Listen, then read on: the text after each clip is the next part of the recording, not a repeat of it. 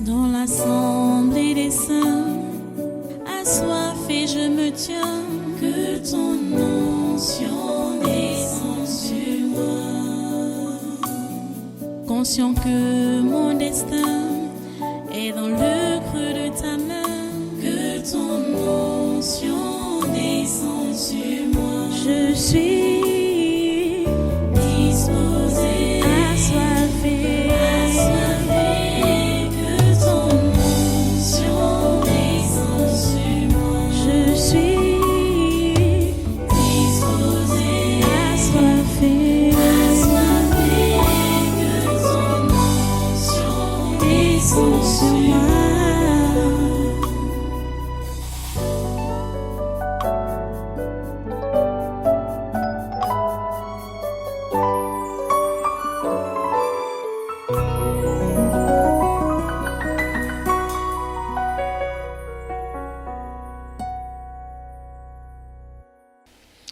Alléluia.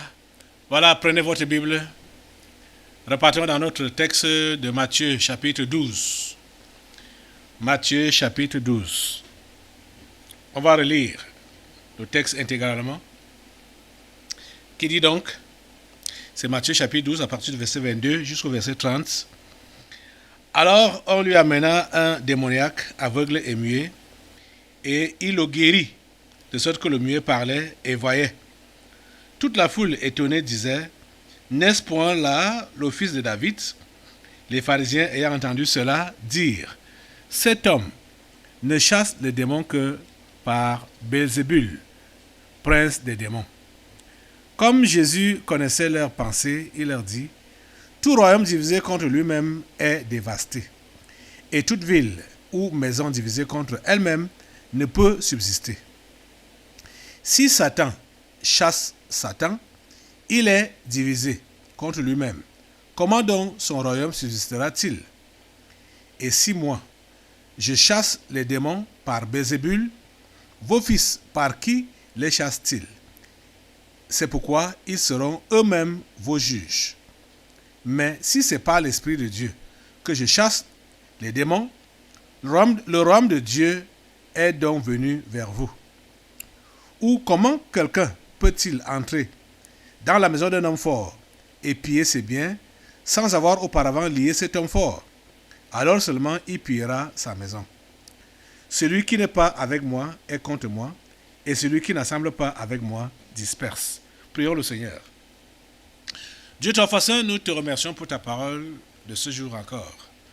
Et nous te remercions pour ta parole de ce moment. Nous prions que tu puisses donner à nos cœurs la capacité de la retenir, et que tu donnes à notre personne la capacité de la mettre en pratique, ta parole. Nous l'apprécions et notre prière est que ta volonté s'accomplisse dans nos vies par elle. Merci au Dieu de le faire. Merci de nous exaucer. Au nom de Jésus de Nazareth, nous avons prié. Amen. Amen. Prenez place dans cette sainte présence et soyez tous les bienvenus ici au Tabernacle de la Liberté et surtout à ce programme, le conquête du surnaturel de ce jour. Voilà, nous sommes arrivés au terme du séminaire de ce mois de septembre 2023, dont le thème est donc le thème général, la délivrance des esprits familiers et de la sorcellerie. Et le sous-thème de ce séminaire-ci, c'est en finir avec l'homme fort de ta famille ou de ta vie. Nous sommes en train d'insister sur le fait qu'il doit être identifié. Hier, je vous enseignais que quand vous vous êtes converti, vous devez évangéliser votre famille directement. Après votre conversion, évangélisez votre famille directement. Vous saurez qui est de Dieu et qui ne l'est pas. Si ça traîne, les gens ne se convertissent pas. Ils vont juste vous perdre le temps. Vous devez leur tourner le dos et vous tournez vers ceux-là qui sont dehors et qui sont les brebis du Seigneur. Au lieu de perdre votre temps avec ceux qui ne veulent pas se convertir dans votre maison paternelle là, ou maternelle. C'est pourquoi je vous disais que quand vous vous êtes donc retiré comme ça là, ne cherchez plus à savoir ce qui se passe avec eux. Ne cherchez plus à savoir ce qui se passe avec eux. Ne cherchez pas à avoir leurs informations et ne leur donnez pas de vos nouvelles. C'est important ce que je dis là. C'est important ce que je dis là. C'est pourquoi j'ai voulu qu'on relise tout le texte avec lequel on a commencé cet enseignement. Jésus nous fait comprendre, quand dans ce passage qu'on a lu, quand ces détracteurs ont dit que il chasse les démons avec le pouvoir de Satan, il a dit ceci: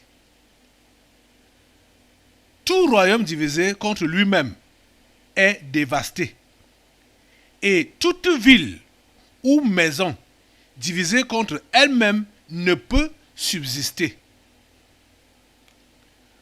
Vous comprenez? Toute ville ou maison divisée contre ne peut subsister. Et c'est là qu'il parle donc, après, qu'il parle de l'homme fort. Que si tu veux piller une maison, il faut d'abord lier l'homme fort. Ça veut dire quoi?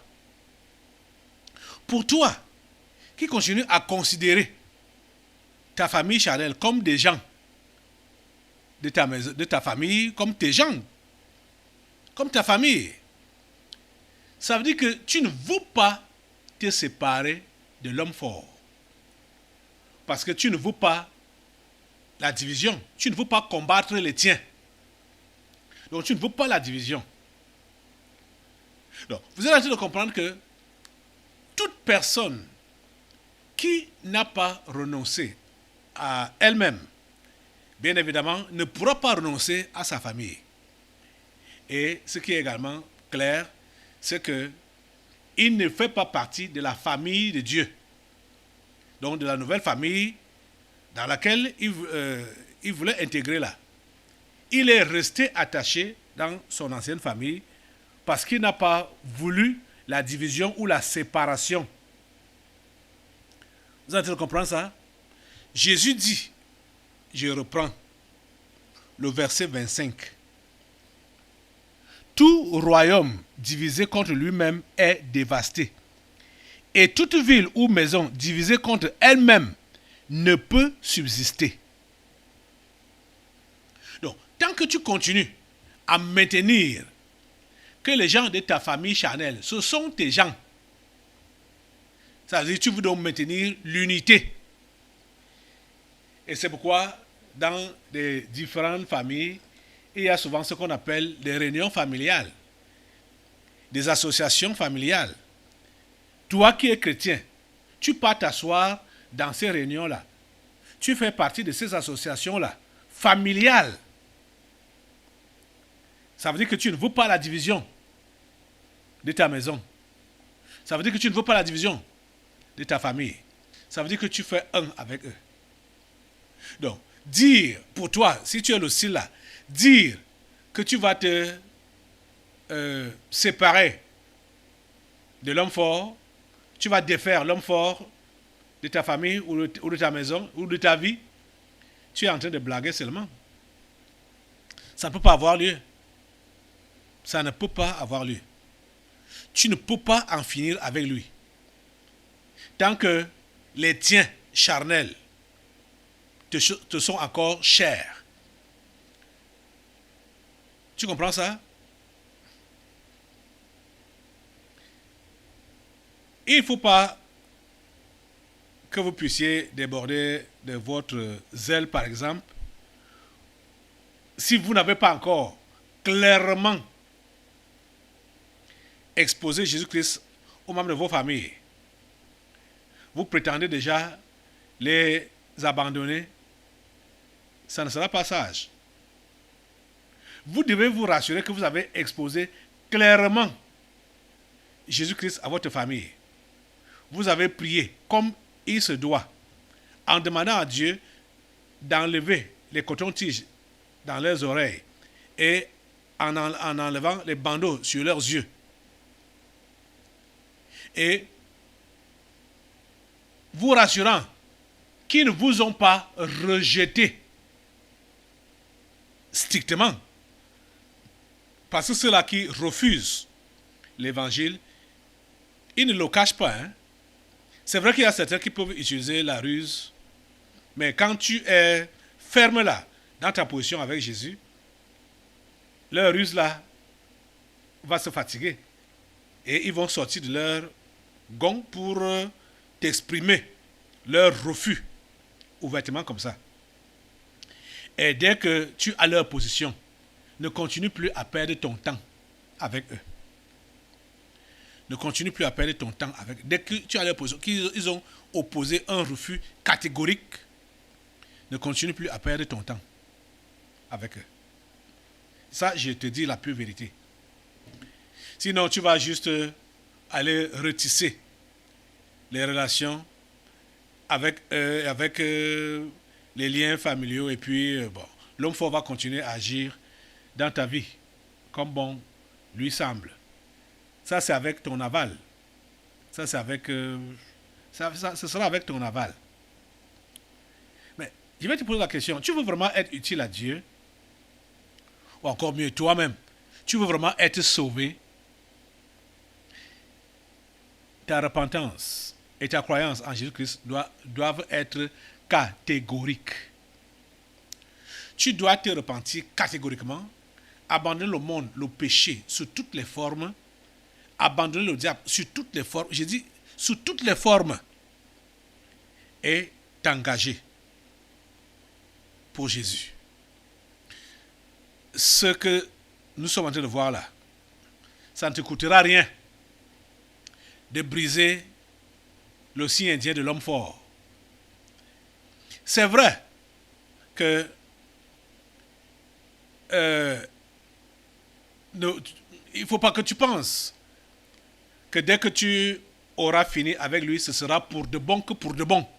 Non. Mais il va te regarder ou te surveiller à distance, attendant tes faux pas.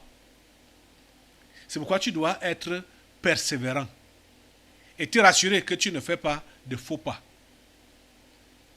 Parce que si tu fais de faux pas, il va te rattraper, il va revenir à l'attaque et il va te rattraper. Et il ne se fatigue pas.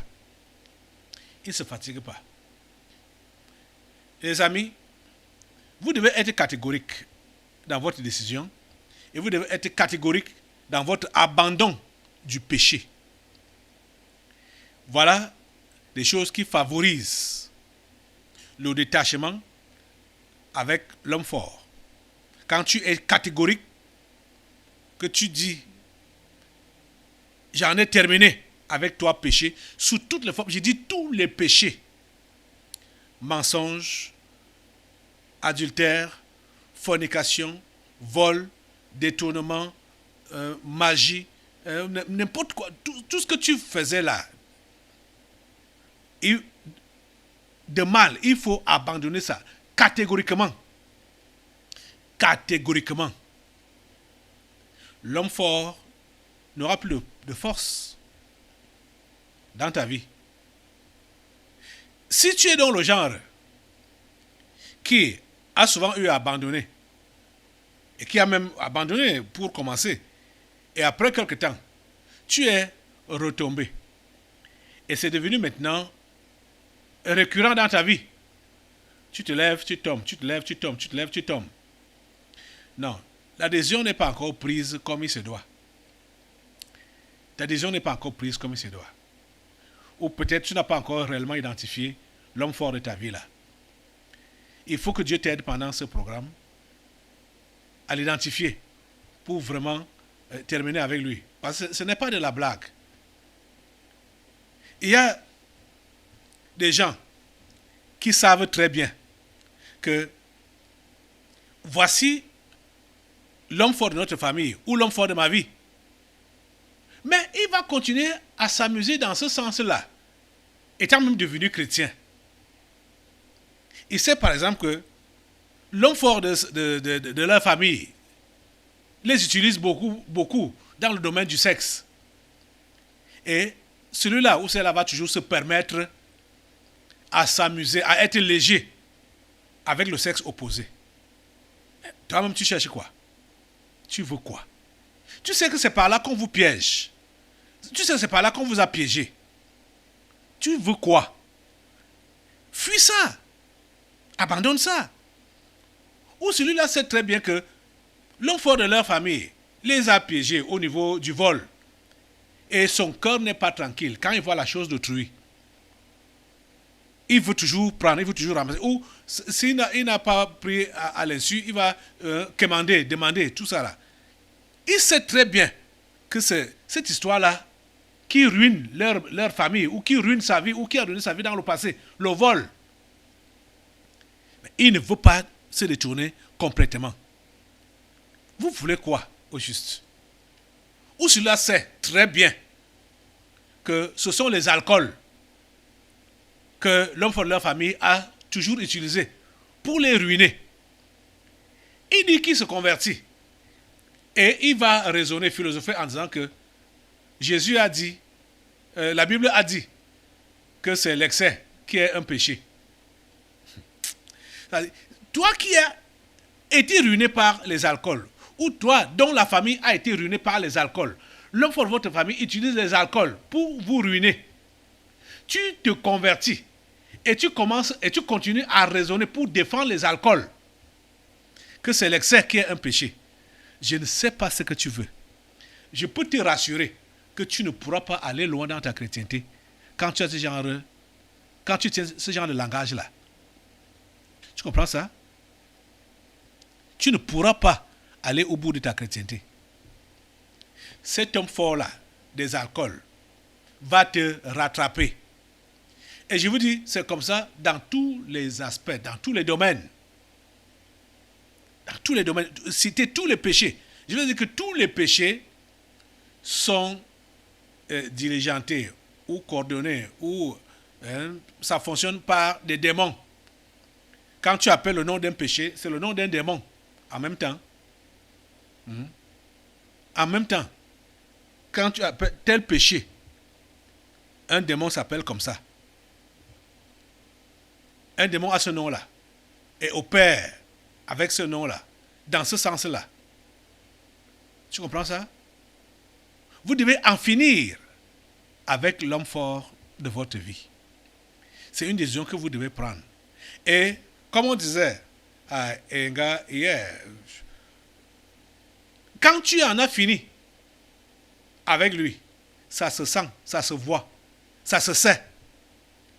Parce que dès que tu es délivré de cette emprise-là, une paix profonde descend dans ton âme, descend dans ta vie, dans ton cœur. Une paix profonde. Ce que je dis là, ceux qui sont convertis pour la première fois savent ce que je dis. Et si, depuis un certain temps, tu ne reconnais plus la paix que tu avais connue auparavant, ça veut dire que tu es retombé dans tes vomissures. Ce matin, quand tu vas prier, ou pendant que tu écoutes le message, et que tu vas être restauré, cette paix-là, profonde, va revenir dans ton âme. Tu sauras que ton homme fort a perdu son emprise dans ta vie. Je te dis la pure vérité. Ça s'expérimente, ça se vit. La paix profonde. La Bible nous dit clairement qu'il n'y a pas de paix pour le méchant. Il n'y a pas de paix pour le méchant. Il y a des gens qui disent qu'ils sont chrétiens depuis des années, machin, tout ça là. Mais ils n'ont pas de paix. Je ne dis pas qu'ils ne rient pas avec les gens. Ou ils ne prétendent pas l'avoir. Mais ils peuvent sourire avec les gens, ils peuvent faire des activités, prier, chanter, machin, tout ça. Dire même qu'ils évangélisent, tout. Mais au fond d'eux-mêmes, quand ils rentrent en eux-mêmes, dans leur fond intérieur là, ils sont troublés. Troublés par quoi? Parce qu'ils sont minés par un péché. Un péché les ronge. Donc l'homme fort les tient quelque part. Et ils ne peuvent pas avoir la paix parce que cette situation-là leur enlève la paix.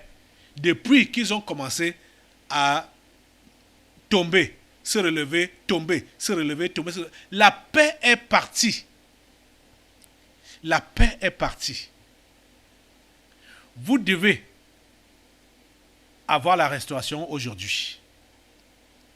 Quand vous aurez fini avec cet homme fort et tout ce qu'il utilise comme lieutenant ou agent dans ta vie là, je te dis que la paix profonde va remplir votre âme. Vous serez en paix. Vous serez en paix. Profondément en paix. Vous allez dormir comme vous n'avez jamais souvent dormi. Vous aurez des rêves que vous avez souvent, rarement eu. Parce que la plupart d'entre vous là, ce n'est même pas la visitation du ciel, c'est les rêves, c'est des cauchemars qu'ils connaissent. Les cauchemars, des visites, des mauvais esprits, des démons et tout ça là. Les bêtes qui les poursuivent, les gens qui les oppressent au lit et tout ça là. Ils ne sont jamais visités par le Saint-Esprit pendant leur sommeil. Dès que tu vas te défaire avec l'homme fort de ta vie, tu seras visité. La paix profonde va descendre dans ton cœur. Toi-même, tu sais que ce que l'homme fort a souvent utilisé dans votre famille ou dans ta vie, c'est la colère. Et tu ne peux pas laisser un truc passer sans te mettre en colère. Mais tu veux quoi au juste? Tu veux quoi? Tu sais que c'est par là qu'on te tient. Ou tu sais que c'est par là qu'on vous tient. Ou alors le manque de pardon. Toi-même, tu sais que votre homme fort vous a souvent tenu par la rancune, le manque de pardon. Et toi-même, c'est ça que tu développes. Mais qu'est-ce que tu veux? Tu iras où avec ça? Avec ce genre d'attitude-là? Laisse-la. Laisse-la. Ça, c'est des choses qui ne conviennent pas aux chrétiens. Vous voyez, quand on doit reparler aux chrétiens pour d'abandonner ce genre de comportement ou ce genre d'habitude, c'est malheureux. Parce qu'en fait, ce sont des attitudes qui ne sied plus aux chrétiens. Ça, c'est des conseils ou des remarques à faire aux païens. Que voilà, comme regarde ce que tu fais là. Le chrétien ne fait pas ça. Convertis-toi dans ta vie à Jésus. Change. Et tu ne feras plus ceci. Ça, c'est aux païens qu'on doit dire ça. Mais malheureusement, ceux qui se disent chrétiens se retrouvent dans les mêmes bêtises. Et on est obligé aujourd'hui de leur dire de ne pas faire ce que les païens font naturellement. Pourquoi? Parce que ils sont rentrés dans le nid familial. L'homme fort a repris l'emprise sur eux. L'homme fort a repris l'emprise sur eux. Et ils sont maintenant sous sa domination. La seule chose qui les différencie, c'est que ils ont changé d'église et qu'ils sont réguliers à aller dans leur nouvelle église. Ils prient et souvent ils disent qu'ils évangélisent. Voilà ce qui fait un peu la différence. Ça là, c'est la religion. Parce qu'en réalité, tu es redevenu païen quand tu as les comportements des païens. Vous comprenez ça? Je vais vous lire encore ce conseil. Allons dans Colossiens. Colossiens au chapitre 3. C'est dommage que on puisse avoir des chrétiens de ce genre où on est obligé de toujours exhorter. Colossiens chapitre 3, à abandonner la vie mondaine, la vie des païens. Voyez? Oh Seigneur. Écoutez, Colossiens chapitre 3. Colossiens chapitre 3. À partir du verset 5, qui nous dit donc, je commence même au verset 1. Si donc vous êtes ressuscité avec Christ, cherchez les choses d'en haut, où Christ est assis à la droite de Dieu. Affectionnez-vous aux choses d'en haut, et non à celles qui sont sur la terre. Car vous êtes morts et votre vie est cachée avec Christ en Dieu.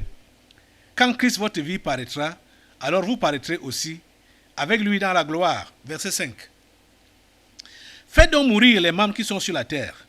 L'impudicité, l'impureté, les passions, les mauvais désirs et la cupidité qui est une idolâtrie. C'est à cause de ces choses que la colère de Dieu vient sur les fils de la rébellion, parmi lesquels vous marchiez autrefois lorsque vous viviez dans ces péchés. Ça, c'était la vie d'avant la conversion. Donc la vie païenne. Le chrétien n'est plus supposé être là-dedans. Vous comprenez ça? Verset 8. Mais maintenant, renoncez à toutes ces choses, à la colère, à l'animosité, à la méchanceté, à la calomnie, aux paroles déshonnêtes qui pourraient sortir de votre bouche.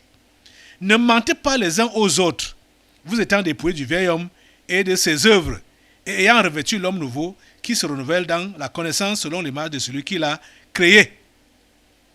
Et au verset 11, il va nous dire qu'il n'y a pas de différence. Il ne faut pas dire que moi je suis seulement simple fidèle, ou moi je suis seulement visiteur, ou moi, ce n'est pas mon église ici, on m'a juste invité ici. Ce n'est pas à dire ça. Il n'y a pas acception de personne. Ça concerne tout le monde. Tu veux aller au ciel, comprends que c'est ce genre de vie que tu es appelé à vivre. C'est-à-dire la vie de sainteté, la vie de sanctification, et que tu dois abandonner la vie du péché. Et quand tu as abandonné la vie du péché, tu as dit au revoir à l'homme fort. Tu lui as dit au revoir. Sous toutes les formes, tu lui as dit au revoir. Il ne peut plus avoir d'emprise sur toi. Aucunement pas. Tu comprends ça? Il ne pourra pas encore avoir l'emprise sur toi. Quand tu as dit non au péché sous toutes les formes. Tu as compris ça? J'avais enseigné ici pour vous faire comprendre que c'est la vraie repentance qui contribue ou entraîne à la délivrance totale. La vraie repentance. Quand elle a lieu, ta délivrance ne va pas traîner. Ça ne va pas traîner. Plusieurs ont connu la délivrance au début de leur conversion. Mais, chemin faisant, ils ont ralenti, ils ont baissé, ils sont retrouvés dans les péchés qu'ils avaient abandonnés auparavant. L'homme fort s'est réinstallé dans leur vie. Je vous dis qu'il va vous tenter, même quand il continue à vous mettre des pièges sur votre chemin. D'un moment à l'autre, un jour ou l'autre, vous allez encore le croiser sur votre route. Vous comprenez ça? Mais rappelez-vous de Jésus-Christ qui vous a délivré. Et rappelez-vous qu'il n'a pas dit au revoir. Rappelez-vous qu'il est toujours là. Vous croisez encore cet homme fort sur votre route. Rappelez-vous comment vous l'avez défait dans le passé. C'est pourquoi je vais demander à celui qui s'est réellement converti pour commencer sa chrétienté, de se rappeler de ses débuts, de se rappeler de ce jour-là et de ces moments-là, ce que tu avais expérimenté, ce jour-là, ou pendant ce temps-là. Celui qui avait fait ça, en ce temps-là, il n'a pas changé. Il est le même. Et il t'attend maintenant pour faire la même chose dans ta vie. Tu comprends ça? Il t'attend maintenant. Il est prêt maintenant pour faire la même chose dans ta vie, pour te transformer, te donner un nouveau cœur, te donner une nouvelle vie, te faire sortir des ténèbres à la lumière, de la mort à la vie. Il est prêt. Il est prêt. Tu comprends ça? Il est prêt. Maintenant même, il est prêt. Il n'attend que toi. Il n'attend que toi. Il attend seulement que tu lèves les mains. Et tu dis, Seigneur, je suis prêt. Je m'abandonne. Je m'abandonne. Je m'abandonne. Je veux encore t'expérimenter. Je veux encore te vivre. Je veux encore vivre avec toi. Je veux encore le ciel sur moi. Le ciel dans ma vie. Je veux encore, Seigneur. S'il te plaît, revisite-moi. Tu dois lui faire cette prière ce matin. Une nouvelle visitation. Le Seigneur va te visiter. Il va le faire. Il ne va pas tarder. Il va le faire. Tu comprends ça? Et tout ce qui a été renouvelé dans ta vie là, comme péché, cela va s'effriter maintenant là. Le feu de Dieu va calciner cela maintenant. Cela va s'effriter. Ce sera comme du lin maintenant là. Dès que, avec ton cœur, tu as dit sincèrement à Jésus, reprends la place. Reprends ta place dans mon cœur, entièrement. Seigneur Jésus, tu verras comment toutes ces mauvaises habitudes vont tomber en cendres. Le feu de Dieu va les calciner.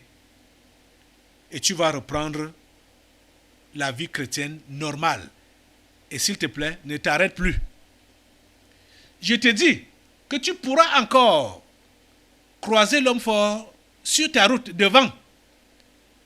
Mais rappelle-toi ce que tu venais de faire aujourd'hui. Si c'est le cas, que demain tu le croises encore dans ta route. Rappelle-toi ce que tu viens de faire aujourd'hui.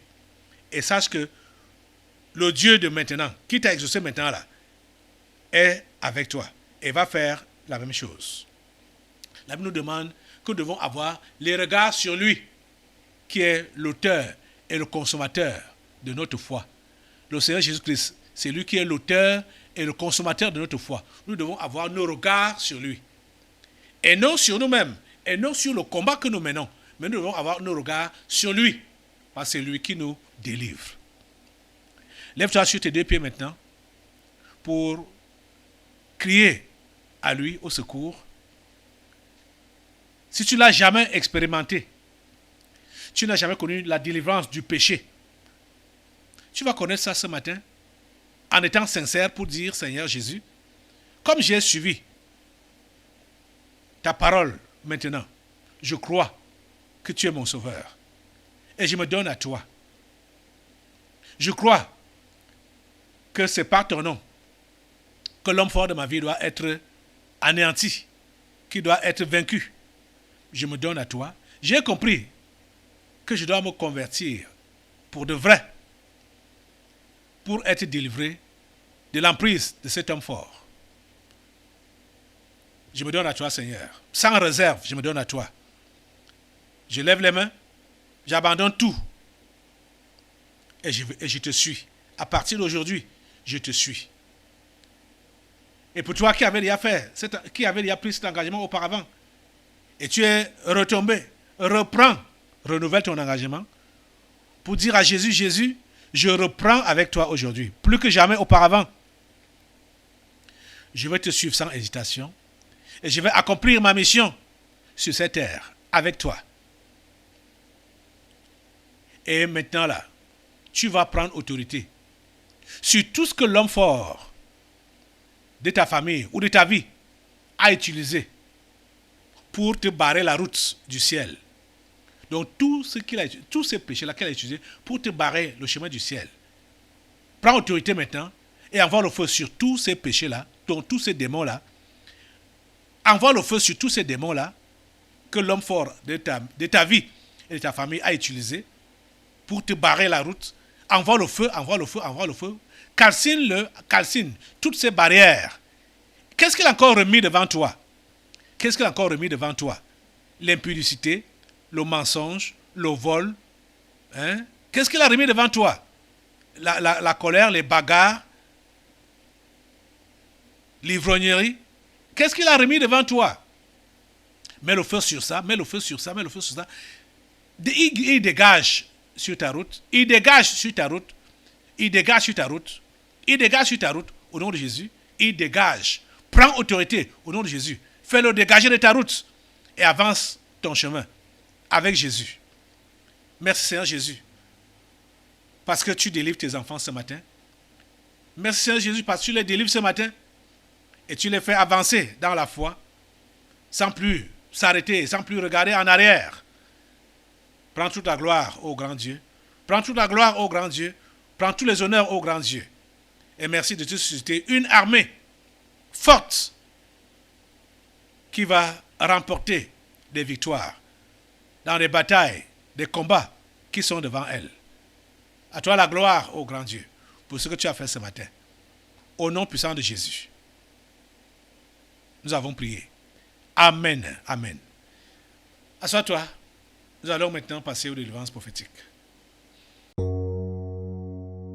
Dans l'assemblée des saints, assoiffé je me tiens, que ton onction descende sur moi. Conscient que mon destin est dans le creux de ta main, que ton onction descende sur moi. Je suis disposé, assoiffé, que ton onction descende sur moi. Je suis disposé, assoiffé, que ton onction descende sur moi.